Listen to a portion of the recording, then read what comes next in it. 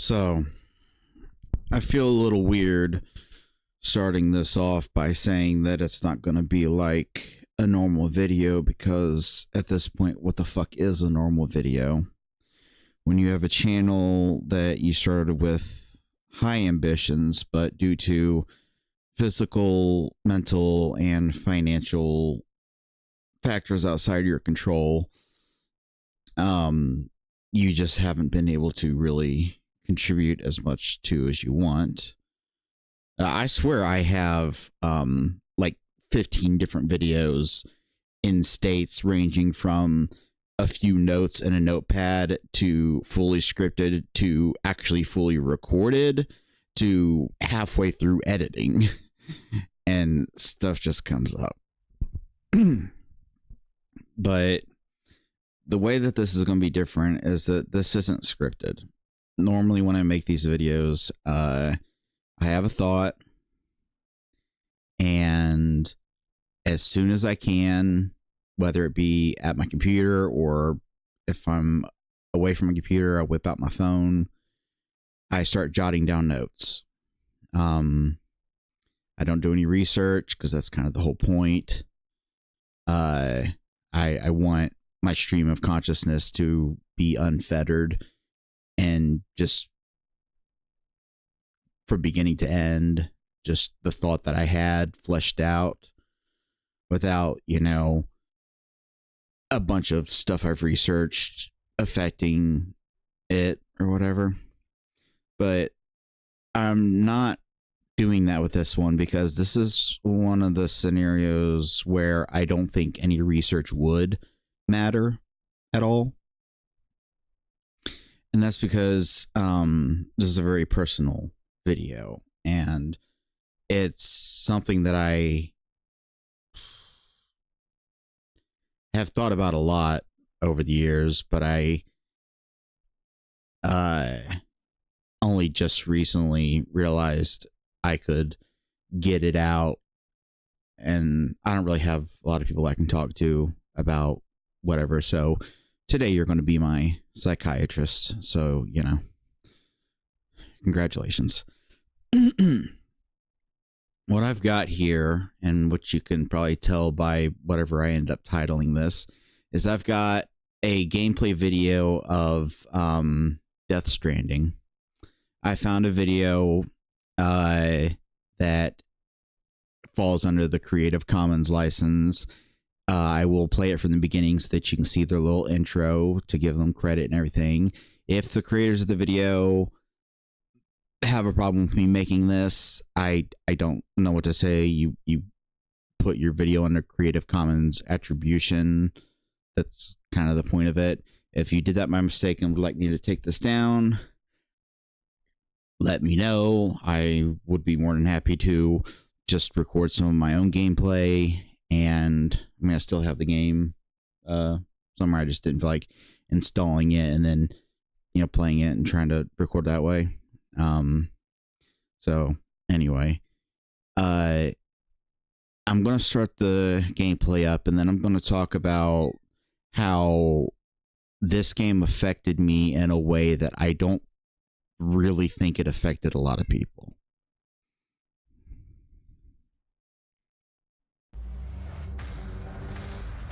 And I am the biggest idiot on the planet. I spent 5 minutes trying to find my TV remote. I usually don't have my TV remote out because I don't need it. The volume is usually at max, and then I just use my computer to control the volume. And it's set up where if I turn on my PlayStation, it automatically switches to that input. But anyway, I found my remote just so I could turn the volume down on the TV so that it would record audio and I wouldn't have to listen to the audio. I haven't actually watched this gameplay, so I don't know if this person's good at the game or whatever. But so Death Stranding, I'm not going to go through like a bunch of stuff about the story, except for like what is necessary. It's a game about you know, bridging the world together. A post-apocalyptic story where the world is kind of disconnected and you're kind of creating like this new weird internet kind of thing. And one gameplay element that the game has is that it doesn't have online multiplayer, but it does have online in that sometimes structures that, bro, why don't you just go get it? Just go get it. Just go get it. This is only like the fourth video in their playlist, so they're still very early in the game. But anyway,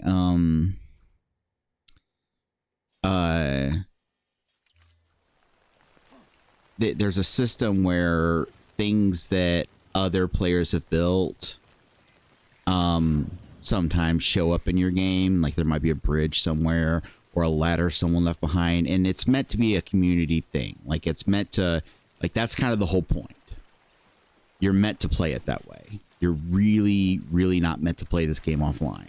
From everything that I read when the game was coming out, you really aren't meant to play without this system in place. Especially when you get to the point where you start building roads and you have to contribute resources to it. Doing it by yourself, you have to you have to contribute so much resource that doing it by yourself takes forever. But I did that. And here's why. I played this game while homeless. And I'm not going to get into the specific. You know, this is the one thing about recording without editing that is bad, is that you get to hear all my mess ups. There are so many mess ups when I'm recording and I have to redo takes. My recordings are usually like, and the cat just yanked on my cord. Thank you. Here. Yeah.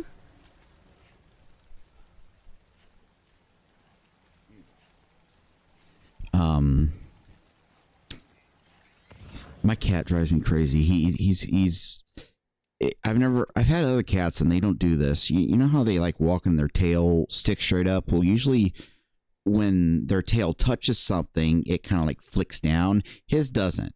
He keeps it like up and straight, like he took Viagra. And it reminds me of like those buses that have those things connecting to the wires, and he'll just walk under like wires that like are like bridging from like my keyboard to my computer, and he'll just drag everything down with it.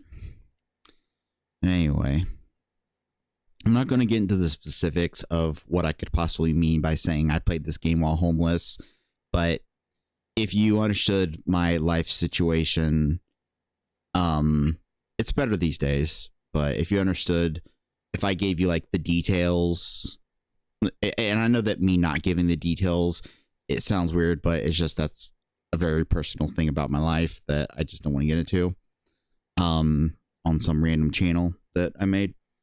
But suffice it to say that although I had access to a type of sheltering that I could use, and I did have ownership of a PS4 at the time, and was able to get a copy of this game. If I explain to you the specificity, I don't know why that word is tripping me up. The specificities, there we go, of my situation, then you would be like, okay, yeah, I get what you mean by saying you were homeless while you played this. I didn't have internet. I didn't have any kind of internet access. I was only able to, I connected to the internet at the library. Here's what I did. funny story is I took my PlayStation, and obviously they don't want you, you know, they have rules against gaming at the library because they don't want you using up their internet for, you know, something that would take such a high volume of whatever. So what I did was I put my PlayStation in a backpack, and I had my my PlayStation Vita. And I know that me saying that I was homeless and then naming all these things I had sounds weird, but people's situations change. You know, trust me when I say that there's a lot of things that I sold off when my situation did change for the worse. But some things I didn't sell off because I couldn't get a decent price for them. No one really wants a PS Vita where one of the buttons sticks and there's a giant scratch on the screen. But I would take it to the library, and I would plug the cable into the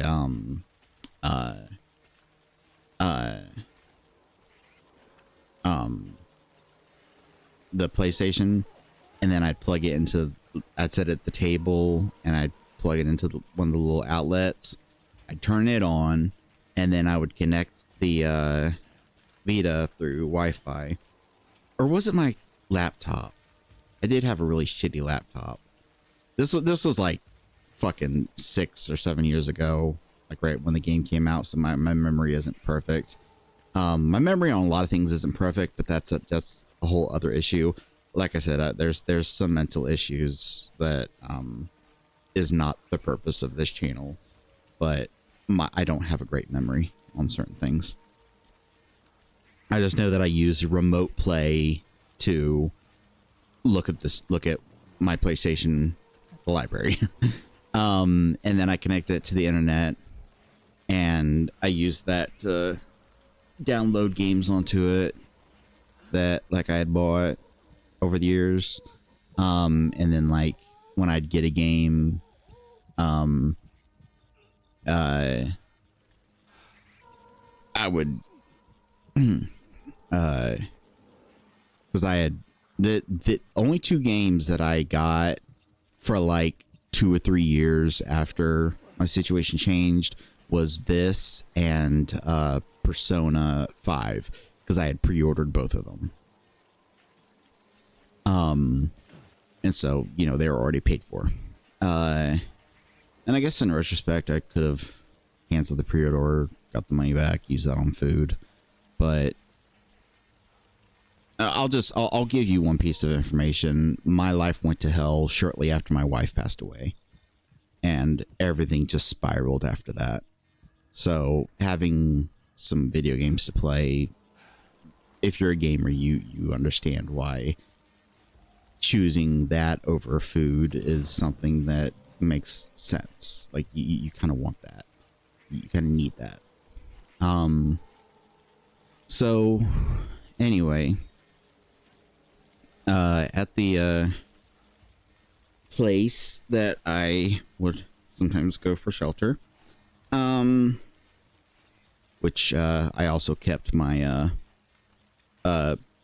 PlayStation and stuff there for most of the time, under lock and key.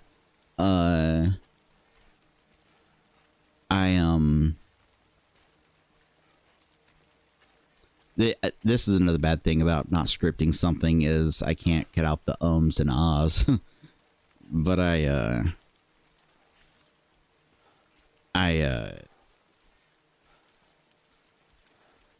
not good at public speaking, and I'm not good at like speaking on the spot. I kind of have to script something out. So maybe this whole fucking thing was a bad idea, but I'm in it now, so whatever. It's almost as bad when there is a script, because I'll read it and I'll be like, did that sound like a human talking? I don't think that sounded human. I need to redo that. But anyway,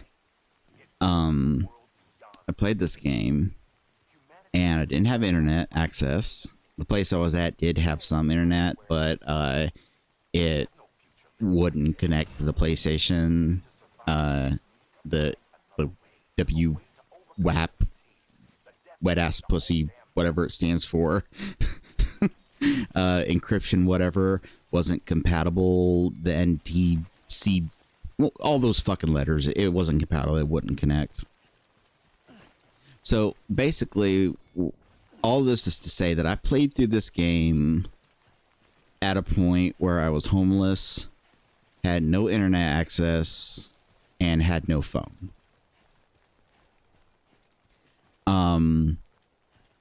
And it caused this game to be a very unique experience for me. I never experienced the, you know, coming across other people's items, although there's like a few that I think are like intent, like put there by the developers to like, you know, represent, like kind of be similar. I think early on during the tutorial or whatever, like, cause you can see like in this footage right here, there's a ladder and you can rate it. You can be like, hey, thanks to that person for leaving that ladder there. You know, I didn't experience any of that. Although what's funny is after finishing the game and then watching reviews and seeing how much people complained about the traversal and how hard it was, I never had any trouble with the traversal. I rarely ever fell. I rarely ever damaged any of my cargo. And I think it might actually be because I didn't have anything to rely on. Like that right there, that almost never happened to me. But the thing about it is I don't know if it helped or hurt. I guess that's the main point. Like, I don't know what I'm going to title this video, but it's going to be something about whether or not playing this game the way I did was good or bad. And I don't know, because on one hand, obviously missing out on so many, you know, core components of the gameplay and stuff that they had set up is, you know, but it also, you know how if you play a horror game, you might like turn off all the lights and everything and play alone. You know, if you're gonna play a game, like there's ways to play games that are immersive. Like you might play a game that takes place in a winter environment during the winter while you're kind of bundled up. And, you know, I think any gamer will agree that if your environment in some small way matches, well, there's even been times that I've lit incense. Like there might be a game that has rain in it and I'll light rain scented incense. But what I'm getting at is I really do think that immersing yourself in games is a good thing. It like it enhances the game.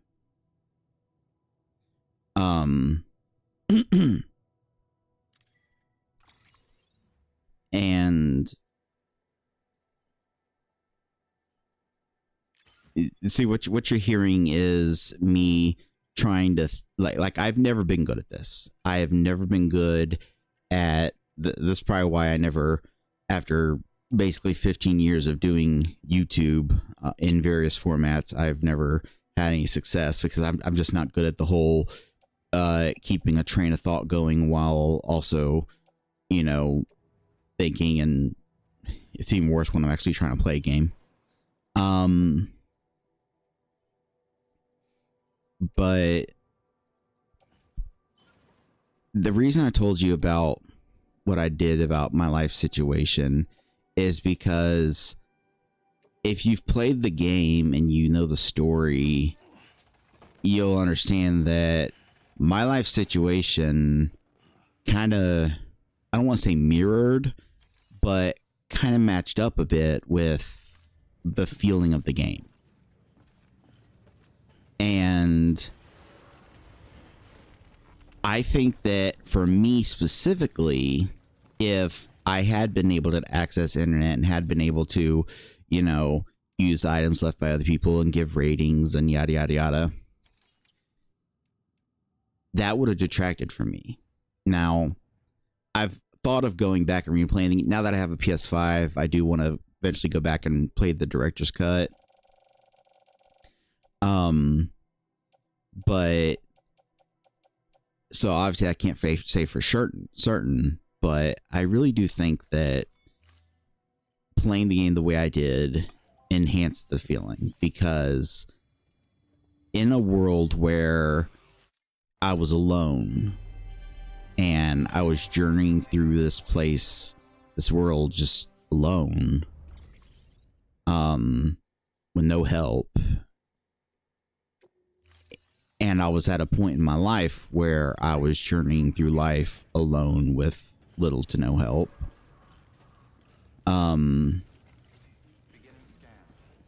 It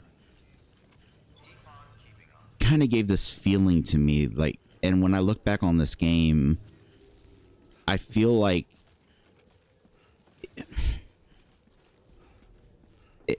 I don't know if there's a way to describe it.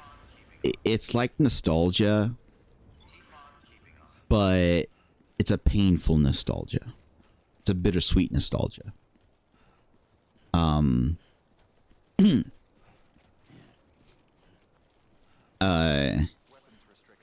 There was like pride to be had, because like everything that I built, I got to know that I built it all by myself without any help. You know, if I made a road system, I went through the effort of gathering all those materials, which sometimes took a while. My favorite part of the game, hands down, was the zipline system. You know, scouting out locations in certain peaks on mountains, like that mountain trek from, like, that takes you across from that one part across to the if you play the game, you know what I'm talking about, that you initially have to go around it, but then you kind of have to go over it. That journey is very difficult. It is meant to be. And then you get your zipline system set up, and it's like a 10-second zipline trip.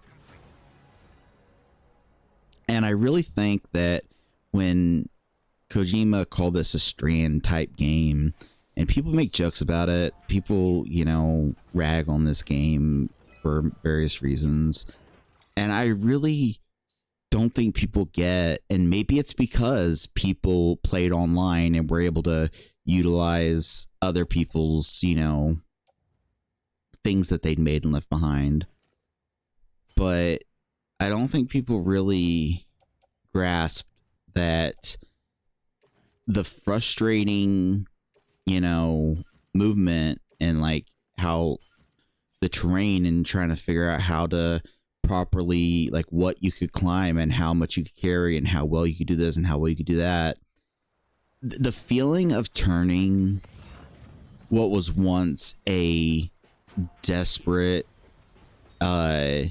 trek across a snowy mountain to a fun little theme park ride is one of the most satisfying experiences I've ever had in a video game.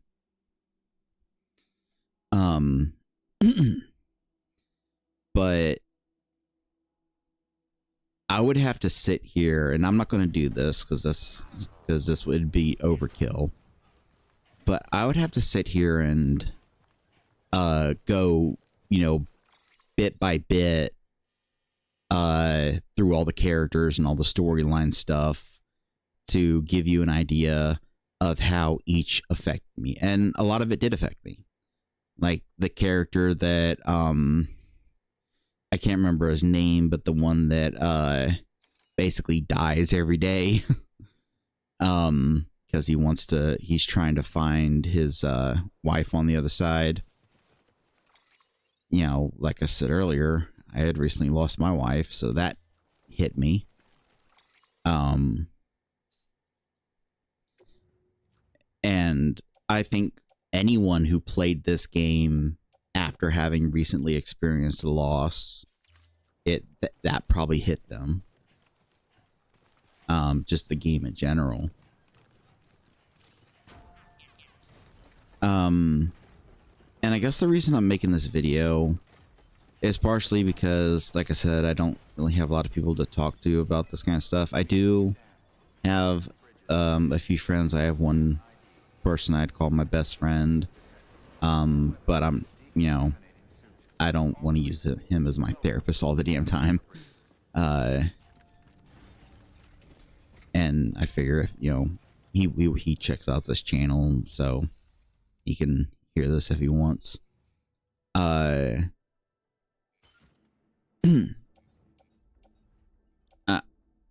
feel like it really comes down to a question, you know?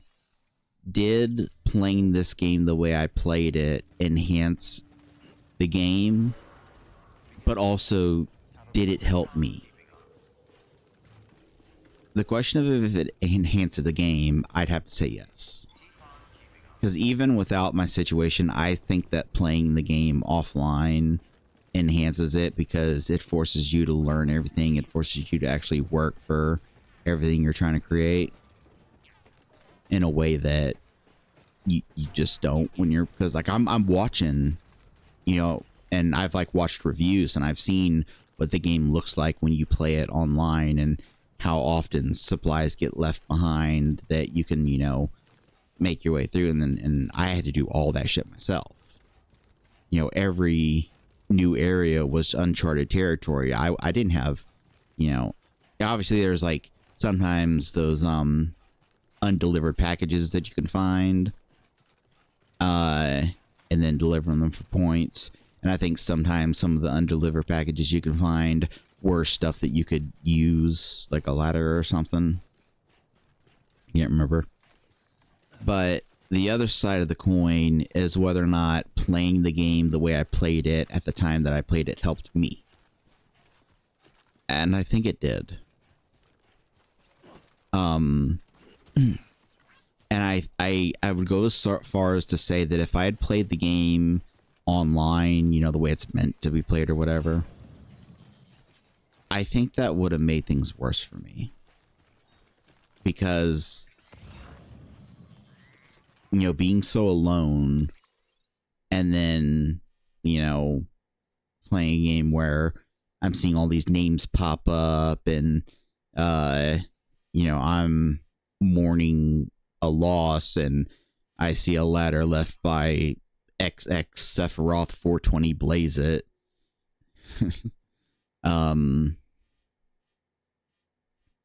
I think the desolation that I felt while playing this game, it comforted me. And I'll always be thankful for that. And I would say that if you have any, you know, like for this game, obviously you won't be able to experience it exactly as I did, but maybe try playing it offline. Try making it through without, you know, any help from anyone, anywhere. You know, it's a different experience. I've watched, you know, Let's Plays and stuff where people play it online, and I've seen how different the experience is.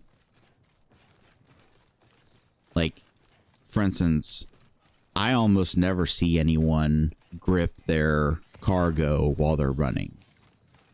And I almost never let go of the buttons to grip it. Yeah, you move a little slower, but the number of times I saw people fall over, it's like, dude, if you're just holding the fucking trigger buttons and gripping your cargo, you wouldn't have done that.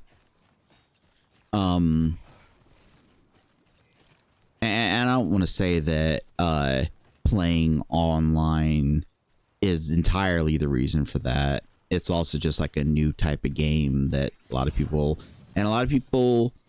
you know, they didn't want to play this type of game. They wanted to play a Kojima game. They wanted to experience a Kojima story, but they didn't want to deal with, like, they didn't want to play this.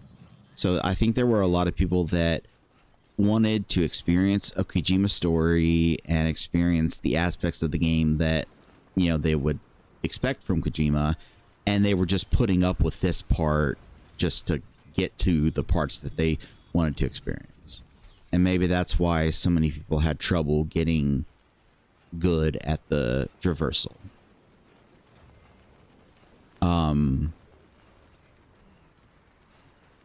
But I think when I started this video, it said it was about 30 minutes long, so I think it's going to be over soon. A thank you to the creator of this video and this channel for uploading a playthrough that had the Creative Commons attribution license, so I could use it. I don't know if there's anything left to say. I know that in my usual fashion, I basically spent 30 minutes saying something that I could have said in 5, but I mean, that's who I am. There's a running meme between me and my best friend of me running in circles while talking in a game, because I have ADHD and I can't, you know, I can't focus enough to actually play the game while I'm trying to talk and make a point. So I'll just start running my character in circles, and he says he just finds that hilarious. But yeah, that's what I wanted to talk about. That this game was a very unique experience for me in a way that I don't think it was for a lot of people. Playing Death Stranding while you were experiencing your own Death Stranding is a rare experience that I'll always be grateful I got to have. And maybe that'll be the title of the video. That might be pretty poetic.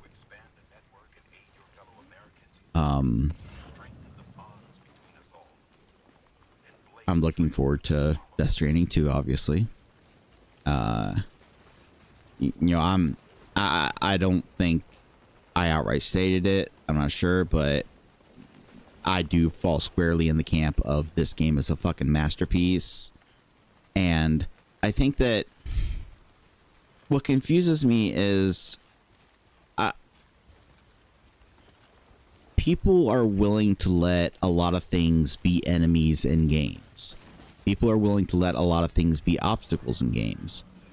Why can't the traversal mechanics be the enemy? Why can't they be the obstacle? People say it's frustrating, but, you know, Dark Souls is frustrating. The bosses in those games are frustrating.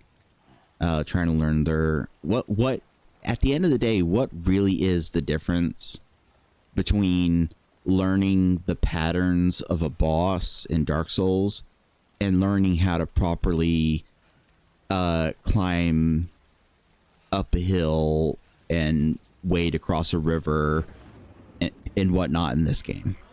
What really is the difference?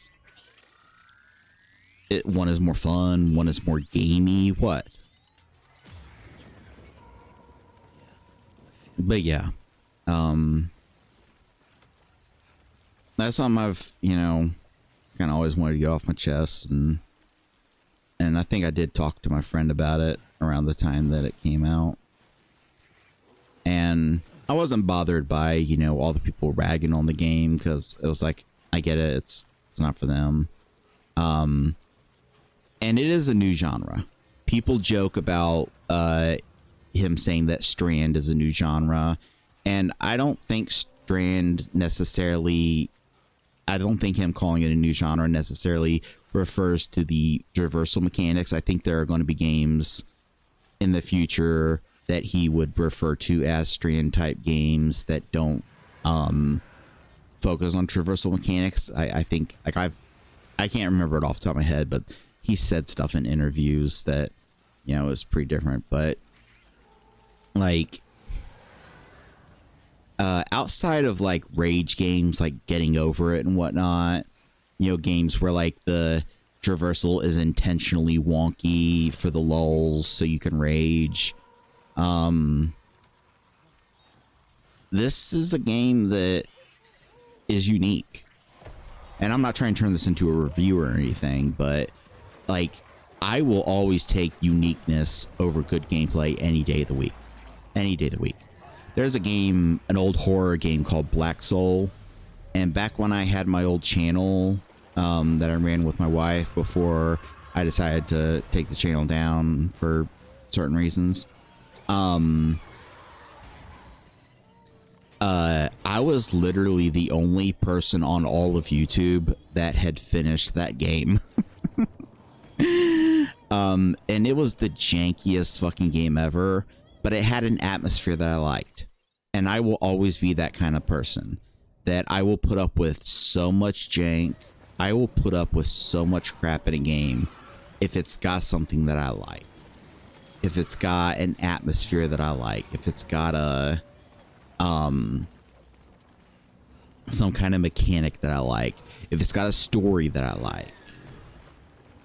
Meanwhile, games that have like the best gameplay and are like just, you know, polished to a T, but are the same shit we've been getting for years, I couldn't care less about.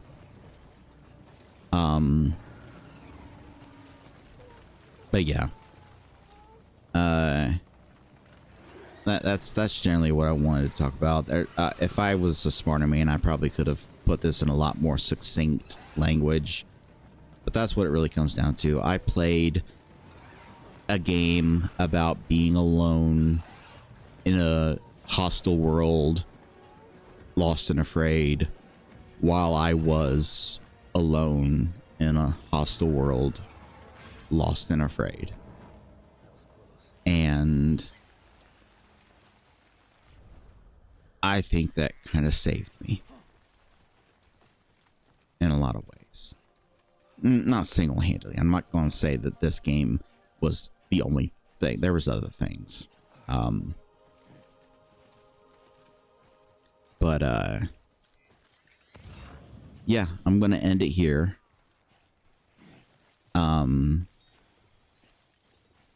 If you've never played this game offline, give it a try.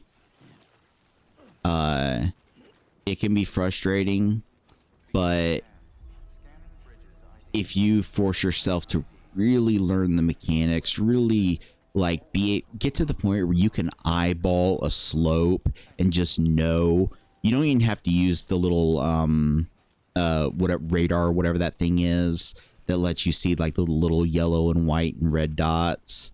Like you could just eyeball something and be like, yeah, I'd be able to climb that. You get to that point, and, you know, you get that good at it, and then, you know, I want more games like this. Just the act, like, even if it's not like traversal mechanics, I want more games where the environment itself is the enemy and you slowly conquer it and you slowly make it yours. That's something I don't think we get enough of. You see it a little bit in survival games, but, and I know someone would probably watch this and be like, oh, play these survival games. But that's kind of different because all that is just learning recipes and then collecting the ingredients to make a shelter.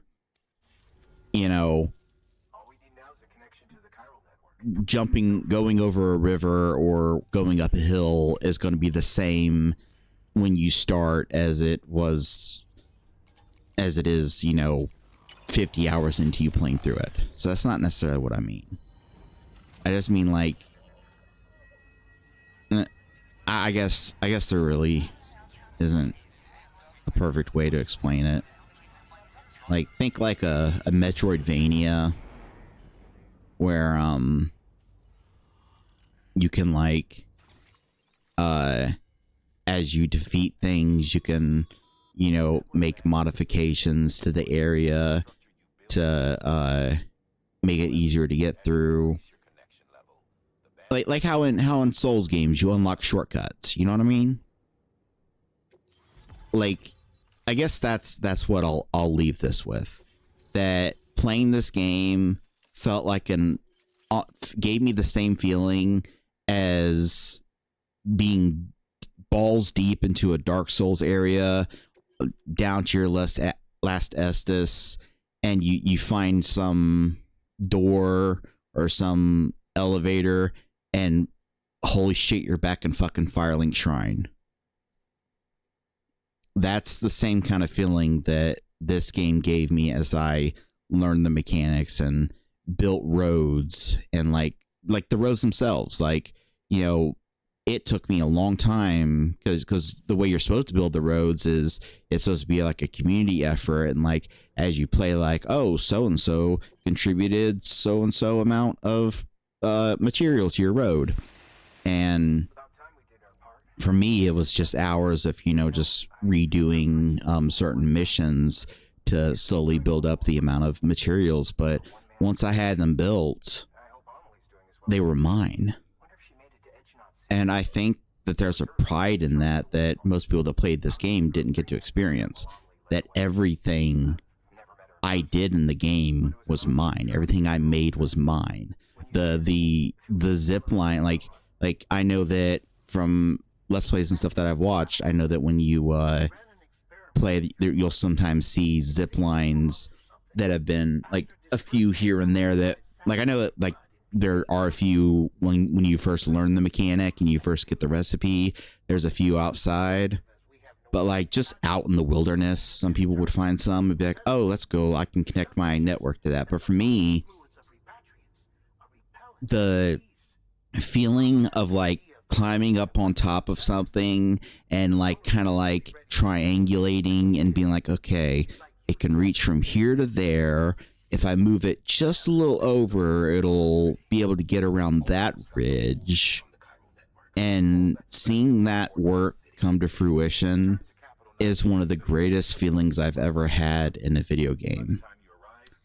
And looping back to my life, it kind of mirrored how I was at such a low point, and I'm like, well, okay, if I just do this, if I, you know, focus on this, you know, try to find, you know, a doctor that can help me out, you know, find some resources that can help me out in life. And I'm not going to say that things are good now. They're definitely not, but they're a lot better than they used to be.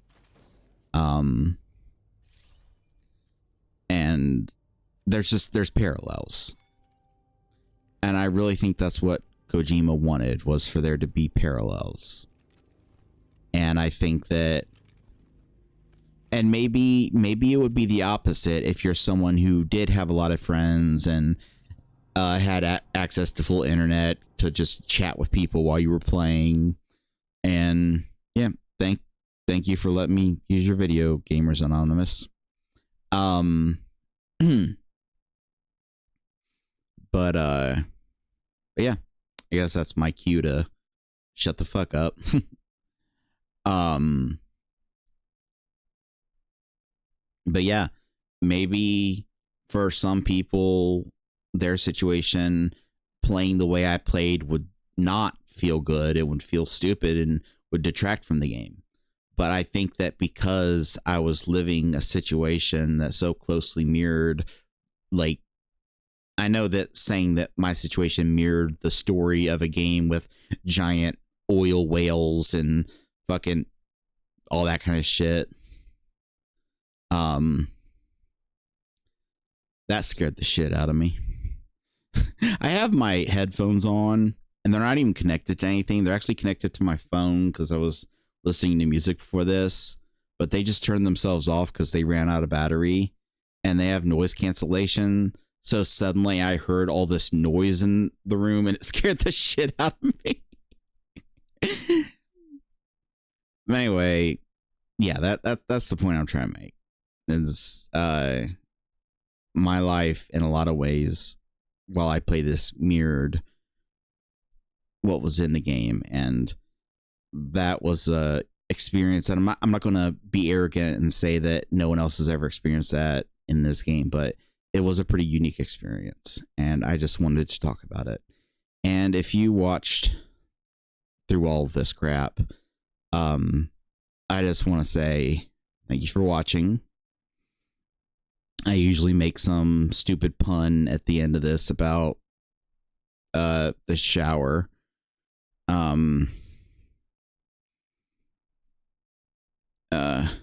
Well, I guess when my headphones cut out and all the sounds scared me, I do maybe need to change my underwear and maybe take a quick shower. So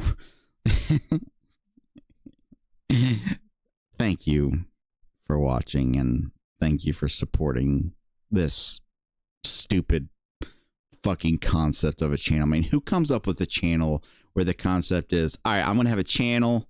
I ain't going to research shit. I ain't going to think about shit. I'm just going to write shit down. I'm going to record it. And you're going to fucking watch it. Who does that? But I do really think that there's a purity in that. And that's what I'm trying to get to come across with these videos, is I'm trying to get the purity of the shower thought to come across.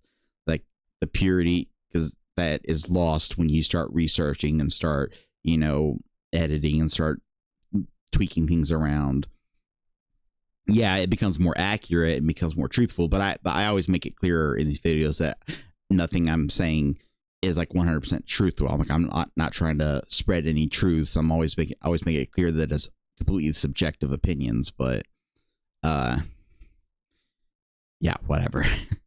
I think I am going to go watch that video there.